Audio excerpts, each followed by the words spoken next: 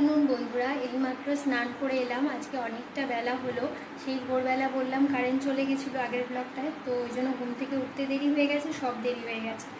খেয়ে এলাম, তারপর তোমাদের দাদা মাছ নিয়ে এলো বাজার থেকে, রান্না বান্না করে গুছিয়ে কেটে সব ভেজে সব কিছু করতে করতে না অনেকটা বেলা। তারপর রান্নাঘর দেখো পরিষ্কার করেছি, মেঝেটা প্রচুর তেল হয়ে গেছিলো, মেঝে টেজে সব পরিষ্কার করেছি, এখানে গ্যাস পরিষ্কার করেছি।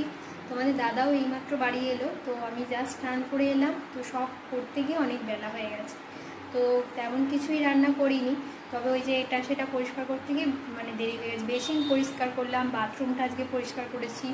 তো যাই হোক, চলো কি রান্না করেছি দেখাই। তেমন কিছু রান্না করিনি, প্লেন এক তরকারি ভাত করেছি।